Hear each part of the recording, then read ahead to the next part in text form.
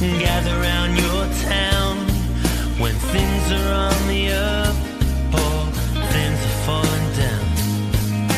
Celebrate the hard times, stay passionate through the lows, find strength in the chaos, no matter which way it goes. It's not easy being blue. Heartbreak comes in many ways, the hardest times, the darkest days, but all these things get washed away with us, with us. The highs might not come every day, but memories do, and memories stay. Enjoy that moment anyway with us, with us, with us.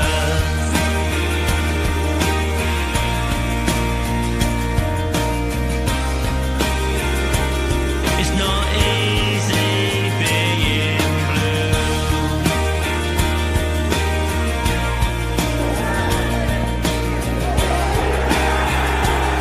It's not easy being blue.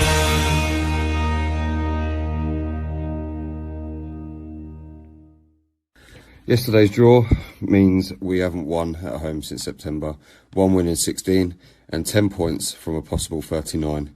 Is it harsh for us as fans to be critical, or is it warranted given the trend that seems to be following over the last few seasons? Simply not at the races for the first 45 minutes and only glimpses of brilliance in the second. Bradley Dack once again proving this season that he's become somewhat of a necessity on the pitch. A talisman, a leader, and probably has a few within the club and fan base alike pondering where we would be without him. This is the Not Quite Monday assessment. By the view from the Medway Fancast, sponsored by Snodhurst Used Car Sales and Service Station and Wicked Creative, and in partnership with Sports Social Podcast Network and Her Game 2. I am joined this evening by Mr. Paul Fisher, former co-chairman and the number one guest from the View from the Medway for the 24-25 season, which is most important. I'm joined by Elliot and I'm joined by Ian. How are we doing, gents? Are we good this evening? How are we doing? Good evening. Good. Yeah, all good, thank you. It will be more of a bite-sized show because obviously we have 3 games in very quick succession and I don't have enough time to do graphics, and there hasn't really been much news since in between the games. So before we get started, talking away from football, I'll go to each of you. And Ian, what have you done this week and how was your Christmas? Oh, Christmas was nice and quiet. We spent it with the kids, so it's been a bit of a nice and quiet one. Obviously, took in the game yesterday, but yeah, it's been sort of family orientated. How about yourself? Yeah, it's been good, mate. Kids, and really. Yeah. And Elliot, yourself? Well, I've actually got a 14-month-old daughter, so for me, it was a sort of Christmas because last year she was born in October last year, and you know when they're 2 months old, it's just sleeping and eating. So this Christmas is a bit more, wasn't it? Yeah, nice. And Paul, how was your Christmas? And what have you been up to, really? Yeah, it was really good actually. Had the family, had the Outlaws over and stuff, and ate a bit too much, probably drunk a bit too much, played a bit of golf in freezing cold with my son, and it's good. It's good fun. Nice. Sounds good, boys. So we will get onto the game. We go straight into the lineup. So we had Jake Turner in goal. We then had a back four of Romeo Hutton, Andy Smith, Sam Gale and Max Clark. Just in front of them was Ethan Coleman, with a midfield 2 of Amani Little and Robbie McKenzie. We then had wingers in the shape of Elliot Nevitt and Aaron Rowe, with Josh Andrews returning up top. So I'll start with you, Paul. When the lineups came out at 1:45, what were your thoughts on the lineup without going too much into the game just yet? I was kind of trying to work out, what we were going to be playing. Really, I always sometimes just think, Smith and Gale, with a back four. We'll come on to what I think of the two of them playing there together. But it was good to see. It was good to see Josh Andrews back. I thought in the picture. I think we miss his strength and everything up front. But I've got some views on that we'll come on to. Yeah. And Ian, yourself, mate, when the lineup come out, what were your first thoughts? Yeah, I was quite sort of surprised actually to sort of see Daki sort of put back onto the bench, but obviously he's got his rotation policy with that, hasn't he? He's sort of playing one game, pull him out another game. But yeah, I was a bit like, again, sort of trying to work out what the formation was going to be. Obviously, Nevitt sort of pushed onto that left-hand side again, which I think is a little bit wasted for him. I think he struggles when he's out wide, and I think he's a little bit wasted. But I mean, the back four, I think, pretty much sort of picks itself, really, didn't it? It's sort of wherever we go with that. That's as much as we can do at the moment, I think, with Masters just coming back onto the bench. So yeah, it's. I think it was okay. It was a strong enough lineup of what we had. Obviously we changed the second half. Yeah, and Elliot, I think people have been crying out for a back four for a couple of weeks. You know, I don't think there's many fans that prefer a back five. So yeah, what were your thoughts on that and your overriding thoughts on the lineup when it first came out? Yeah, prefer a back four, definitely. Like the guys said, pleased to see Andrews back. Real physical focal point for us, and I think we've missed that over the last few games, particularly Colchester away, those type of fixtures. I was interested to see how the midfield three were going to get on. I thought it might be Mackenzie. You never know where he's going to play.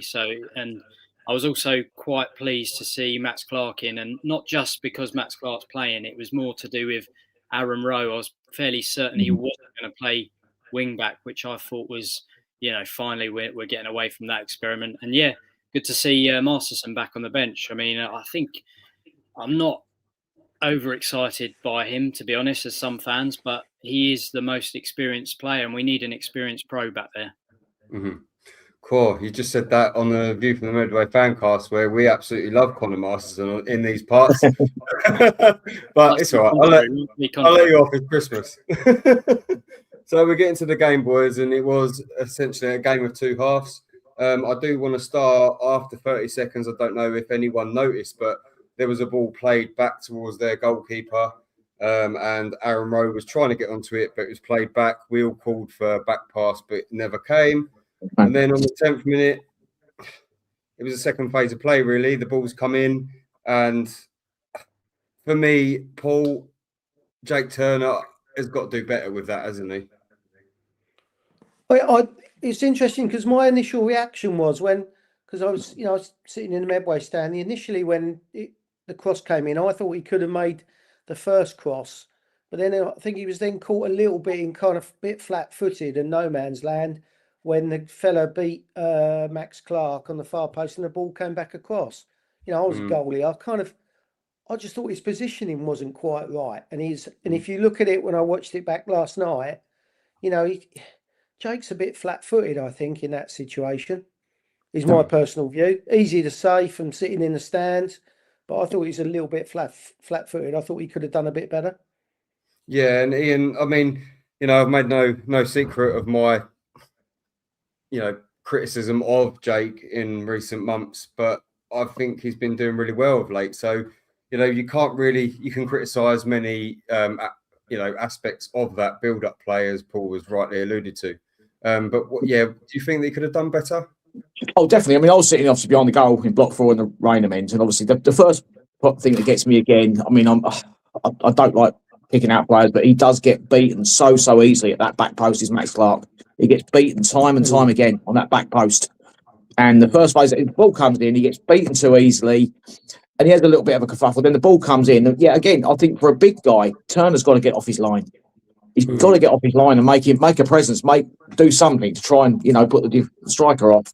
But that first phase, I picked it out 3 or 4 times yesterday when they were hitting diagonal balls that back post all the time onto Clark, and the amount of times he gets beaten in the air, it's quite scary. And to me, it's almost like teams now do their homework, and they do this a lot in games. They go for that.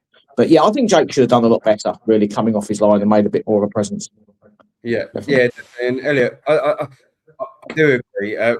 We can't really criticise him too much because in recent weeks he has dug us out of a lot of sticky situations. But the way that for me, yes, he's flat-footed, but he needs to be that just half a yard to where he's going to dive, or at least go for it rather than dive into the side, because he makes it too easy for the striker, doesn't he, mate?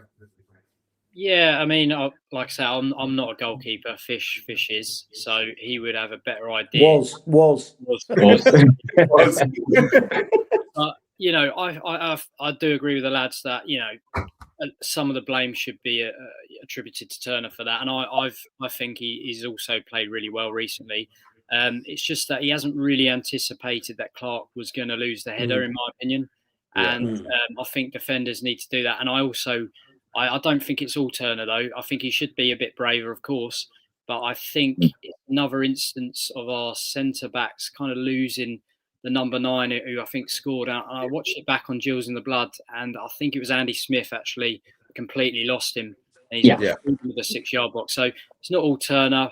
No. Yeah, Matt Clark, you're right. He just gets beaten at the back post. It's quite clever from them. I think they targeted him quite well in that situation. Yeah, and there's not really much else we can talk about in the first half because, it was a bit huff and puff. I think I put on social media at half time to summarise the first half, not good enough. It's as simple as that. It just was not good enough. So we move on to the second half.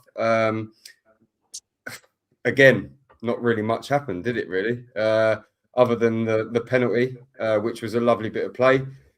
This team, for me, is just non-existent as a force without Bradley Dack coming on. And as soon as Dacky come onto the pitch, Ian, he changed the game, didn't he?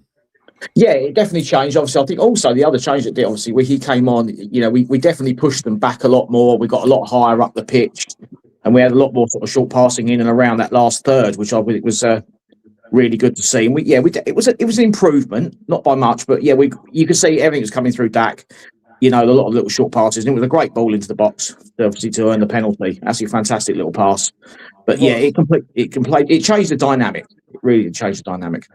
It did, Paul. As Ian alluded to there, when that ball was passed through, it was such a deft little touch by Dacky to get it through to Marnie Little for the penalty. I'll ask you and I'll ask Elliot the same question. How important is Dacky now to this team? Well, I just think he's the one touch of class we got. I think he's the one on that free kick yesterday. Dack called it. They'd clearly worked it on a training ground, but he stood there and there was the hole really where he made that pass into. It was a lovely free kick taken into Dack, and he just played that's kind of wall pass straight off him into that angle. Yeah. And I don't think there's anybody else on our team who is capable of just playing that wall pass and waiting it so perfectly for Little, I think, to run onto and get the penalty. It was just, Dack's just still got that bit of class about him that unfortunately some of the other players haven't. Yeah. Yeah, and Elliot, same question to yourself, mate. Yeah, I think I was talking with my mate the other day, and we said how many of these players can you see getting promoted in a Gillingham side? And I actually only said Bradley Dack. He's head and shoulders above the others at the moment. And like I say, for that quick free kick, it was just the weight of pass really that was so good. If it was a little bit over, like a little bit too much, it would have gone out of play. If it was a little bit under hit, defenders would have get on it. So I think even though Little won the penalty, it was just put on a plate by Dack, that pass. Yeah. Yeah, and before we get on to, we'll talk about the penalty and then I'll talk about a few Dack stats actually. Should have done a whole big thing of Dack stats, but no. We'll talk about the penalty itself. Fish, seeing as you was a goalkeeper, sorry, young man. Was it a good save or was it a terrible penalty? No, I thought it was a good save. He chose the right way. It was a decent height, but 5 out of 10 times he would have gone the other way, and we would have all said, "What a great penalty right in the corner." I thought it was a really good save, actually. Yeah. Yeah, I said to my pals at the time, I said that was a good save.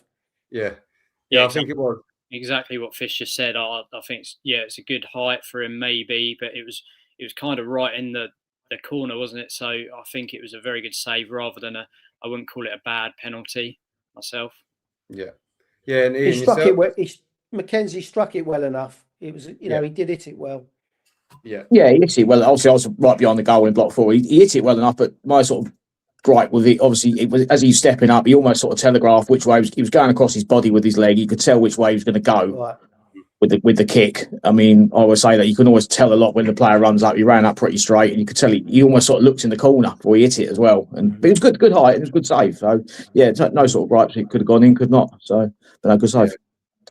Yeah, I think from where I was sitting, it was, you couldn't tell at the time. It's when you see it back on the replay, and then Yeah. you're just like, yeah, that's a brilliant save, to be fair. I did at the time think it was a bad penalty, but you know, where I sit on the halfway line, it can sometimes be difficult to actually see, you know, as they're running up and that. But from the resulting corner, Daki swung it in and bypassed everyone, really, Elliot, didn't it? And on the back post was Mr. Consistent for me. I know some will disagree, but I'm a big fan of Max Clark, and he was on hand to head the ball into the goal. Yeah. So was that lucky? I think, well, we got a bit of luck there because I think the keeper, I mean, Fish as well, you know, he'd like to say on the keeping for that, but it's as if it was a weird one because it was as if he'd still got the adrenaline from the penalty save and he wanted to come out and just be like Superman. He was just nowhere near the ball. Looking back at it as well, it was just an absolute shocker from him. And Clarkey just about got enough on it. I think the defenders nearly got it off the line. But yeah, it was, you know what, it was one of them where we missed the penalty. We thought it was going to be 1-0, you know, and just after that, it just gave us that bit of momentum that we could possibly go on and win it. So it was, I didn't see it coming. I thought once the penalty was missed, I thought that was it. But fair play. Yeah, I just I just get the feeling of us like we've gone from playing really well in the first half to then playing quite well in the second half, to then playing okay in the second half for 20 minutes. So Elliot, I'll stay with you. Was it 2 points or was it a point gained, or was it 2 points thrown away in your opinion? Oh, it's a tough question because, you know, we only really played, in my opinion, when Bradley Dack came on the pitch. So in that respect, you can't be asking for 3 points from that. Yeah. And it's a home game. However, you know, it is against Cambridge, who are, I don't know how many unbeaten, 13 or something.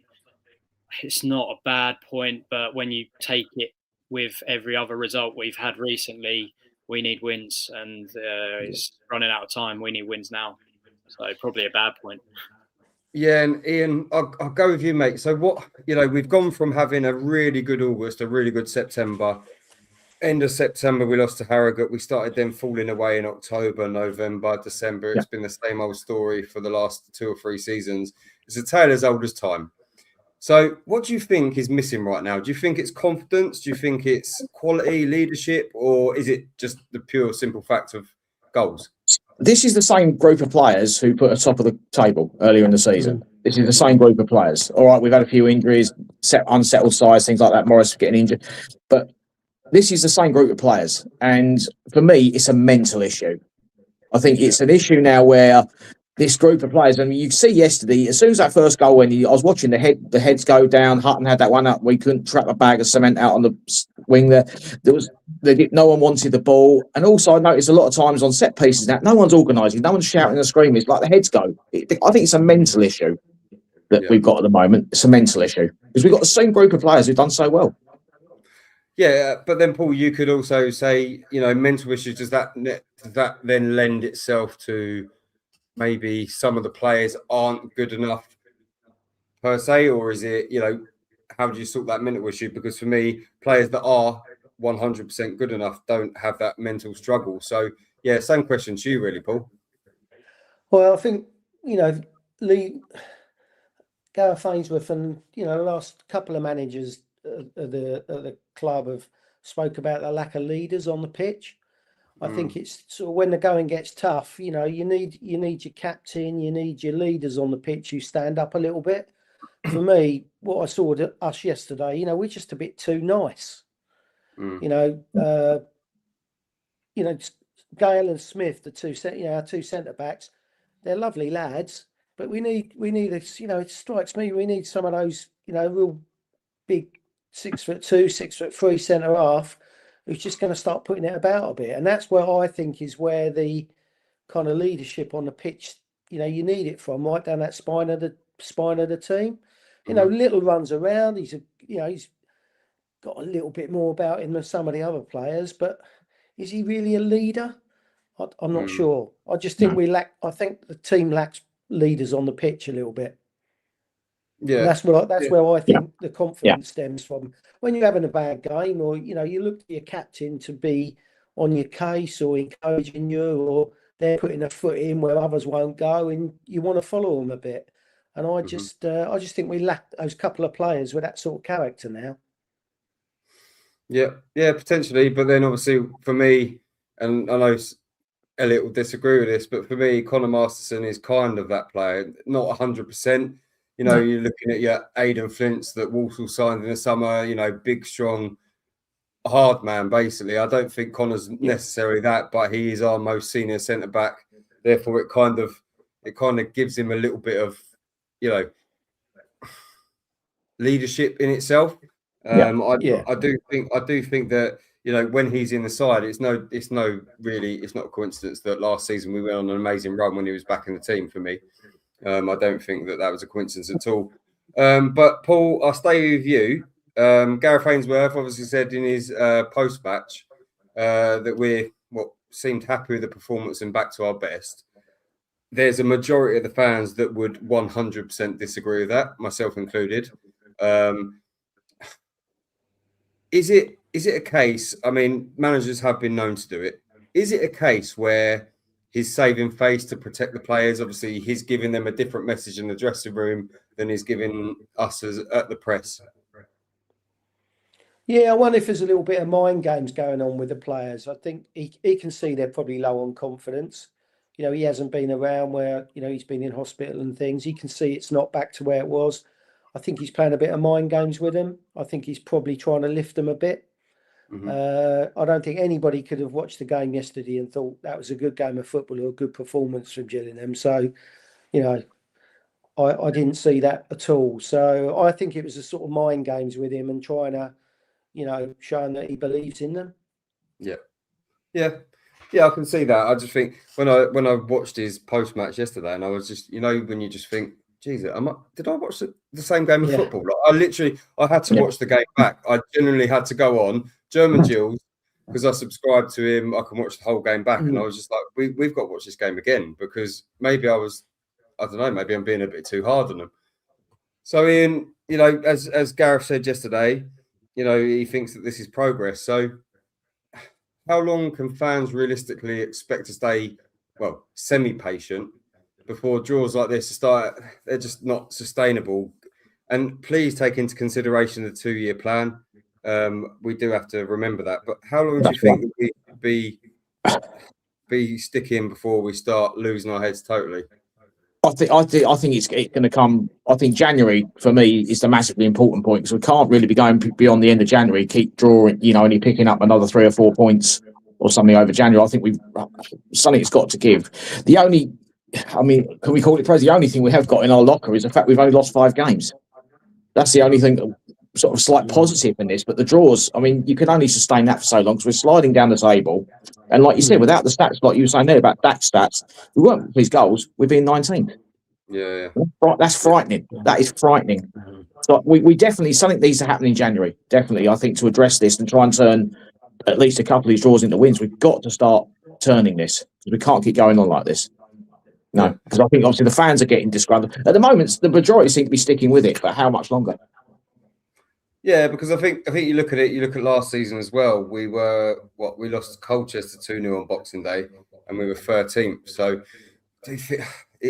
we are kind of in the realms of the season, last season and the season before. So I do feel that we need to kind of start picking something up soon. So I'm just going to ask all of you a question, really.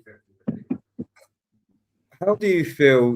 I've spoken to a few people over the last couple of days, and there's people on both sides of the fence with this. And it's a very good thing that someone said to me, and I want to ask you all. So I'll start with you, Elliot. What seems to be the inherent thing with us as a fan base where when we play well, we're all a group as one with the team. When we start dropping off a little bit, it becomes a total disconnect between players and fans. What do you think that is? Do you think it is because of the last few years where we've had this kind of run of form, or what do you think it is, mate? I can't get made around it. That's a tough question, but I think maybe a couple of factors is like you said, deja vu. We've had 2 seasons exactly like this where we've started well, and a bit of frustration, especially this season, because I feel like this season is a great opportunity. You know, there's no Stockport, there's no Wrexham, there's no Mansfield. You know, there's no real standout team for me of what I've seen anyway. At Walsall, like we beat them, so there's no real standout team, and it's a great opportunity, I think, to get into that top 7. And yet again, we seem to be faltering away. And on top of that, maybe there's an element of the fan base. I'm not saying, you know, myself or anyone like in particular, but there's an element of our fan base that since we've had Brad Gallinson come in and we've had that superb run of form in the 6 months with Neil Harris to save our status, go up to 13th or 14th in those 6 months, and then start that following season so well. I think there's an element of the fan base that thought from then on it will just be easy. We could get to promotion. Promotion's never going to be easy. I believe it will come. I'm still positive. I believe maybe it won't come this season, might not even come next season, but I believe at some point we're going to have some success. But a few fans are starting to maybe doubt even that. But yeah, it's quite tough at the moment, and you know, to be honest, I've lost a little bit of faith since the Barrow game. I thought after that capitulation, Everyone did after that game, mate. Jesus Christ. you know, the Fleetwood game after that Barrow game, I sort of it was painful to lose that, but it wasn't as painful because I'd already sort of checked out after the Barrow game. But I feel like there is a massive disconnect at the moment. Yeah. It's hard to answer that question though exactly. Yeah, so Paul, I'll go with you on that one. Obviously, being a former chairman and chief operating officer and everything you've had within the club, obviously not as important as being TVF10's number 1 fan, number 1 guest, but we will keep that one. If you were in the position now where, you know, you've been with the club for the last 2-3 seasons, you're in a position where we keep doing the same thing over and over, and continuously being in the same position, because to me it's a definition of madness. You keep doing the same thing over and over and expecting different results. What would you, I'm not saying what would you change, but what do you think that could potentially shift it so we don't keep following this same trend?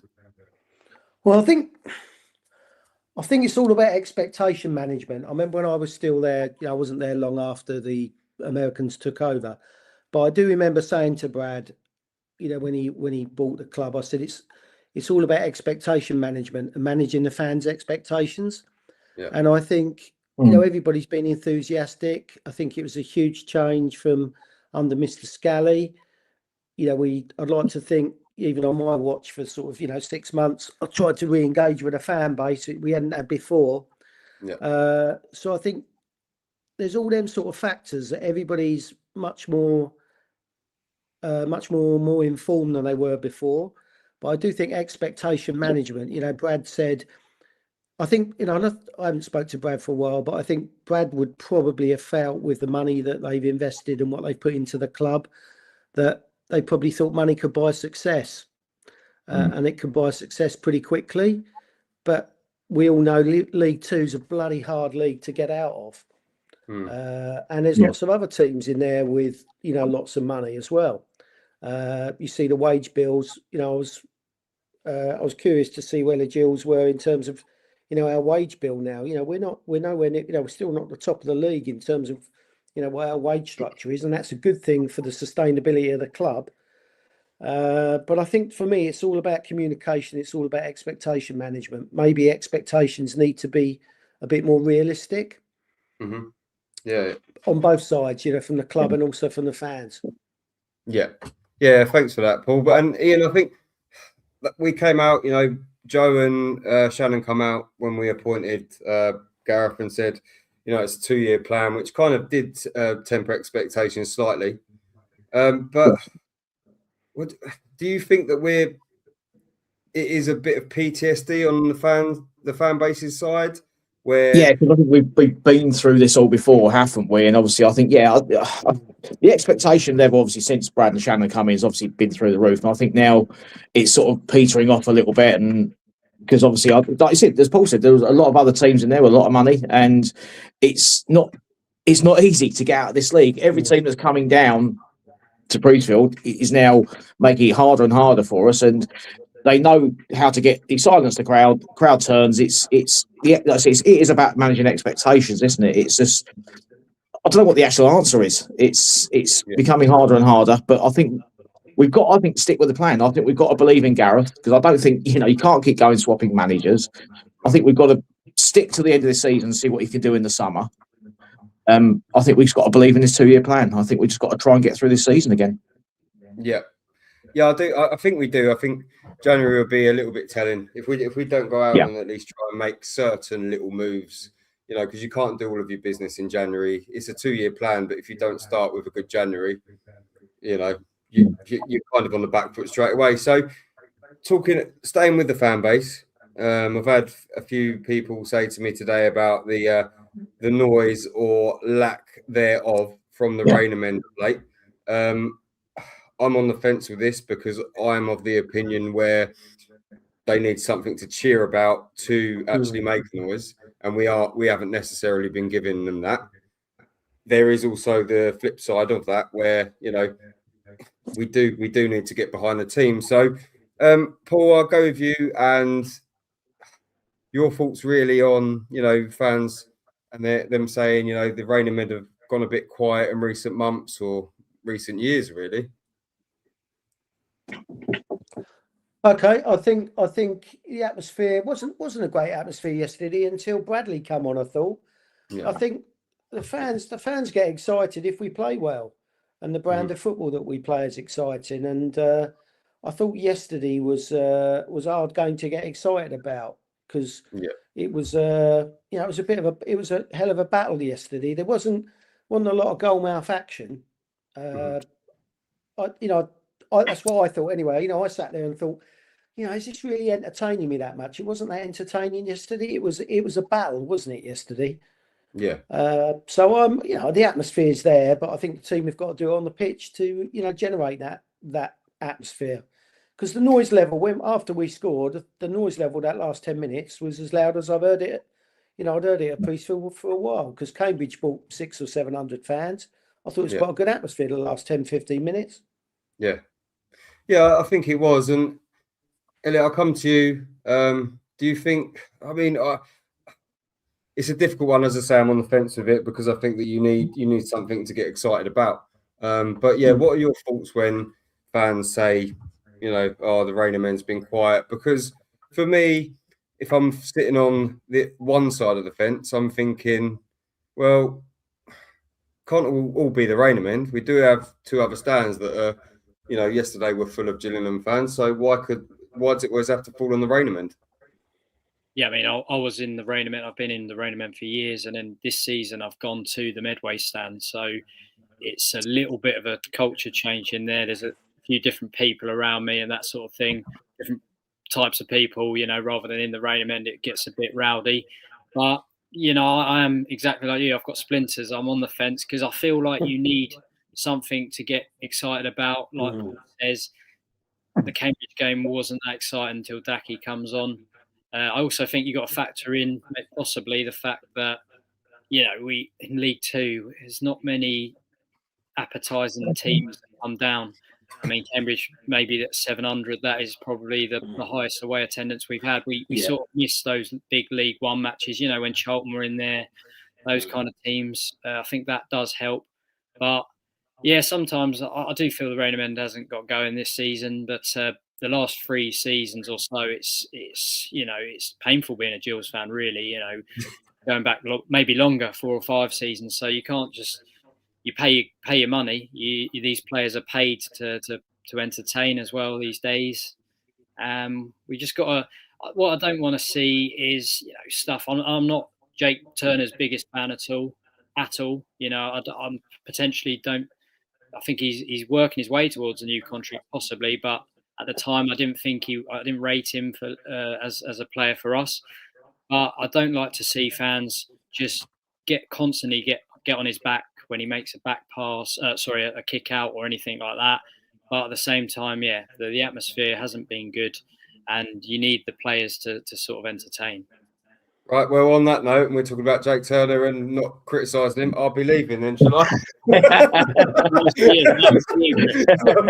No, Christ. I don't think we... And I'm like, yeah, okay. And Ian, what do you think? I mean, I've got my own views on why potentially the Rainimen's a little bit quieter. You've got this whole, if you see something at football, report it. Is there a certain aspect where it's fans are on tenterhooks now and they can't necessarily express themselves the way that they used to?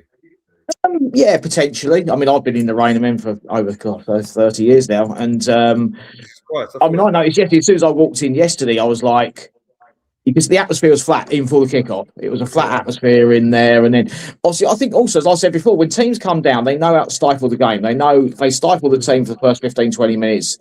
The rain, because you always tell it in there, it starts to get edgy and, people start moaning and groaning around you a few rows back. And that's what happens. And I think teams have played on that a lot as well. But again, it's the brand of football. If you're playing attacking football, it gets people off the seats. It gets people shouting and screaming. But there was nothing to really get up about yesterday, was there? Until that came on, when we actually started to look a threat. Yeah. But it is a problem. I think it's, like I said, is it the whole branding? I don't know. It's a tough question, because I think the run we're on as well, with all the draws, I think hasn't helped, because people straight away on the downer, aren't they? We're not going to score goals. There's the amount of people sitting around me yesterday talking about we don't score goals. That was like one of the main topics of conversation yesterday before kickoff. I think it doesn't help, because I think the atmosphere it's just gone before it starts. So it's tough. Can I just ask Ian or Fish, no disrespect, but obviously being the older, ouch. But we've probably had like much worse times back in the 80s, 90s. Early 90s. Yeah. Was the atmosphere like better then? Especially on the terracing, yeah. I think it was more of a sort of togetherness, definitely. Yeah, definitely on the old Rainham end and the terracing, yeah. Yeah, I used to stand on the Rainham end, with my mates when we was younger, and but we had some good times as well. Late 70s. Ken Price died a couple of weeks ago, and Kenny Price was a big hero of mine when I was a kid, and the players like that used to excite you, even if they weren't having a good game. They'd run through brick walls for Gillingham, and I'm not so sure that I know the game's changed. The game's changed hugely. I'm not sure I even understand it anymore, but I don't see many of our players yesterday running through brick walls. Josh Andrews, he's a big lump up front. He'd do what he needs to do, but he's the big battering man. But some of the others, I don't think would. The game's changed so much now, really. Yeah, no, it definitely has. So, yeah, I think the Rainimen can be forgiven at the moment. For me, I mean, season ticket holder myself in the Medway stand, obviously. Due to the name of the podcast, it'd be a bit stupid to be called the View from the Medway if there was anywhere else. But yeah, I think there are 3 stands, as I say, that can make a noise if they choose to. So you can't target one. But yeah, so if we've got nothing else on the game, boys, and we will quickly move on to Phil's thoughts before our man of the matches. Yeah.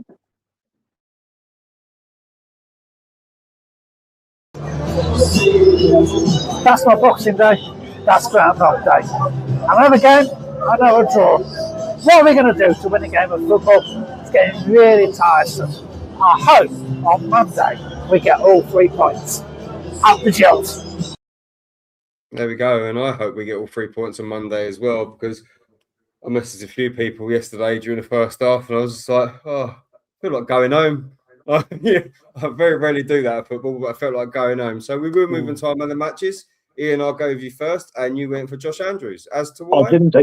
Yeah, I thought when he came yesterday, when he started yesterday, he never stopped running for me yesterday. Really put in a good battling performance. Okay, he never scored against him, but he's battling. He really never gave those centre halves any sort of rest. He got a lot of good flick-ons, and I just thought he had a really, really good game. He held the ball up intelligently, done some couple of good runs into channels, and for me, I thought he deserved it. I thought he had a good game, really good game yesterday.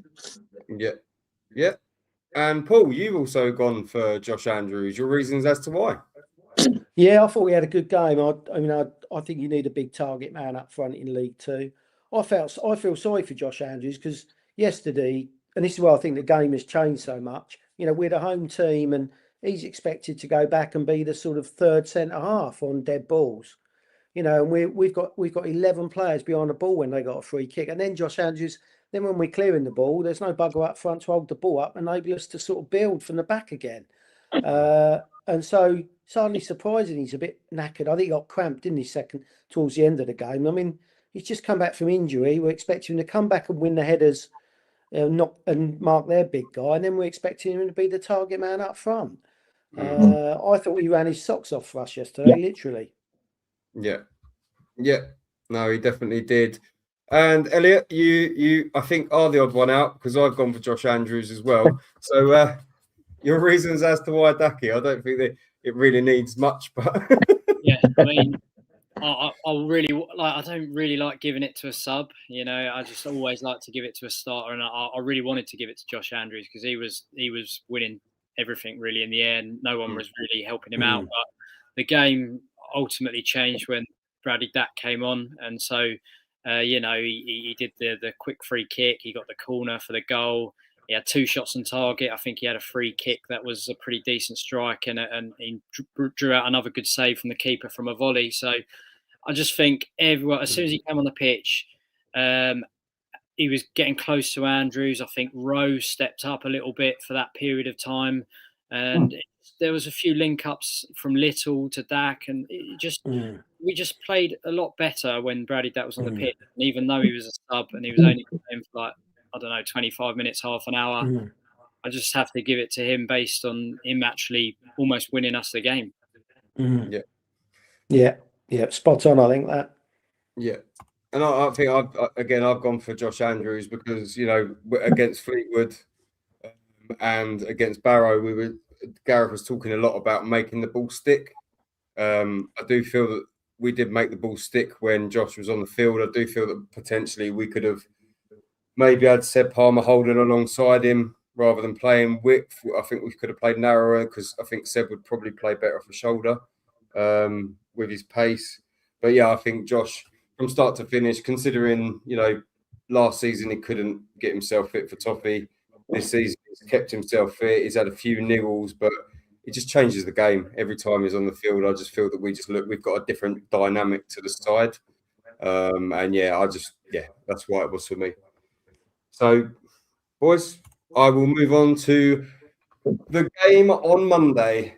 And I'll go with you, Paul. Your hopes and aspirations, because we've drawn, lost, drawn, and Colchester have 1 drawn, lost, 1 drawn. So, yeah, Paul, your hopes and aspirations.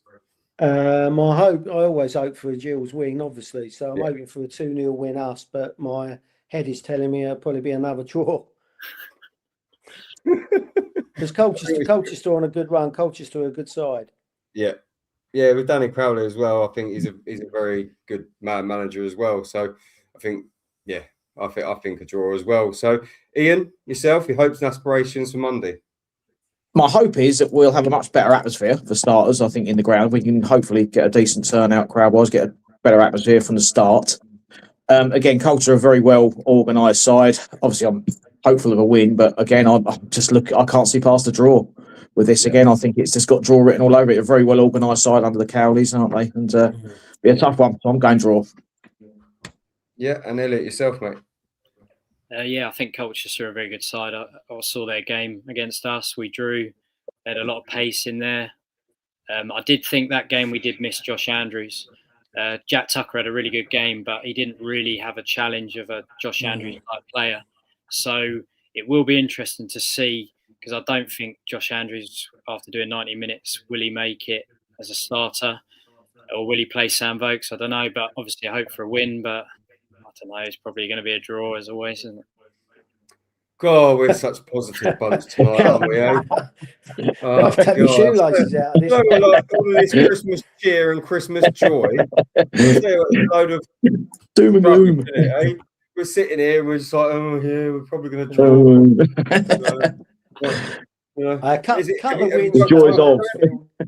A couple of wins and the whole atmosphere will change. Yeah, I think so. I think I'd love us to win. Do you know what? I would love a performance on Monday night, the same as what we got at Chesterfield at home a couple of months back when we beat them 4-1. we could get that, I think we'll start to get the fans back on side. Look, none of us as fans like sitting there and questioning and saying players aren't good enough or this isn't good enough, or we don't like doing it, but you can only say what you see. So, yeah, let's just maybe a prolonged Christmas cheer. You know, Boxing Day was ruined to a degree, but, you know, we still got a point. Eventually, still 23 games left. Still 23 games left. There's a long way. Exactly. So we need to, you know, we need to get behind them as much as we can. It's not easy. As our intro song says, it's not easy being blue. But, you know, let's just try at least to just get behind them. That's all we can do, really. That's all we can do, yeah. So, anyway, boys, before we do shoot off, we are, of course, sponsored by Snodhurst Used Car Sales and Service Station and Wicked Creative, and we are in partnership with Her Game 2 and Sports Social Podcast Network. I think we've had a few comments, actually, tonight. We don't like winning. The players look mentally and physically fatigued, and I think it kind of goes back to what we were saying earlier with that. New recruitment team. Now, this is my favourite subject, actually. Don't know if you've ever noticed that, but yes, my favourite subject. So, my co-host David said something the other day, and I think it's actually quite right. I've always said that a manager should fall on his own sword. He said that at League 2 level, do we really need a recruitment team? Paul, you know I was going to ask you this one. Do you think that we need a recruitment team, or do you think that Gareth should have his own scouts to go out and do as he pleases? I think these days, being the head coach, you do need a recruitment team. I think expecting the manager, you know, when I was first involved at the Gills, you know, when Tony Pulis was manager, and when I was, you know, on the finance side of things and running the club when Paul first took over, back in those days there was the manager, there was the assistant manager, and then there was you know, Tony had about 3 or 4 coaches based up and down, not scouts, based up and down the country. They'd recommend them. Tony and Paul Scally back in those days, in those early days, were doing loads of miles, watching games on a Tuesday night, Thursday night, Wednesday night, all that sort of stuff. You know, the manager used to go out and watch the players. That doesn't happen now. You know, every club has a recruitment team. Every club has a recruitment team. Whether or not we've got the right recruitment team, results speak for themselves, don't they, really? I think we've unearthed a couple of, you know, good nuggets. You have to have a good youth development side. You know, we've had 2 or 3 good lads come through the youth development side of things as well. It's got to be a blend of that. But everybody's looking at these players as well. Everyone's got data on these players. You know, you don't go and watch a non-league game and, you know, there's probably be 3 or 4 other people watching a player if he's banged in a couple of hat-tricks the last couple of Saturdays. There's only a certain pool of players out there. You know, we all think, oh, we want a striker, recruitment team should get us a striker. Lots of people are looking at these same players, and it's not an exact science. Yeah. Well, there you go. Well, I don't think I'll ask a litany in that question because I think Paul's just done it in a nutshell, hasn't he, really? Sorry, I went on a bit there for you, Chris. That's not good. I just don't think it's black and white. It's not black and white. Yeah. No, it's definitely not black and white. But, you know, I do think that a manager should fall on his own sword rather than having a recruitment team. But, you know, who am I? I'm just a fan. I'm not, you know, I don't know the inner workings of things. I don't, you know, I've spoken to Shannon and I'm assured, and she has assured me that Gareth does have final say on players.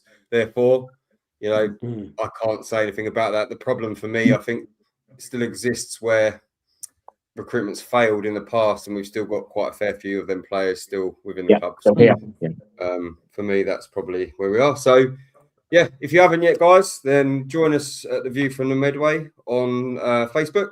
Follow us on X on The View from the Medway or The View from Medway Fancast at TVFTM, or on YouTube, The View from Medway Fancast. So, boys, before we go, any housekeeping, any lasting thoughts you'd like to give the viewers? And I will start with you, Elliot.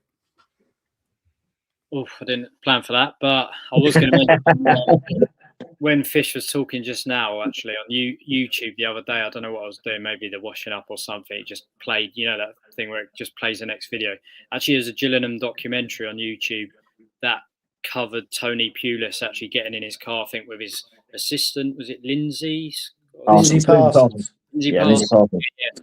And maybe that just illustrates that the miles that they used to do back then, going to scout players, that sort of thing.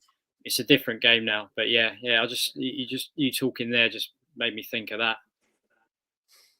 There we go. And Ian, any lasting thoughts before we shoot off?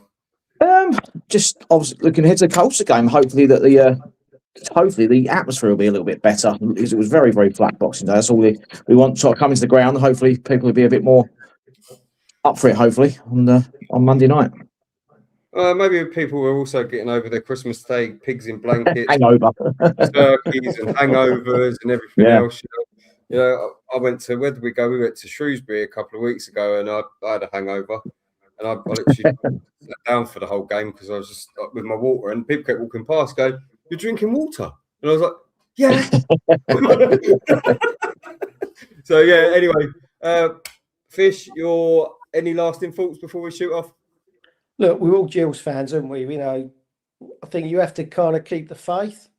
Yeah. I think you got to keep the faith. You got to keep the optimism. As I say, I reckon 2 or 3 wins, we could sort of arrest this blip.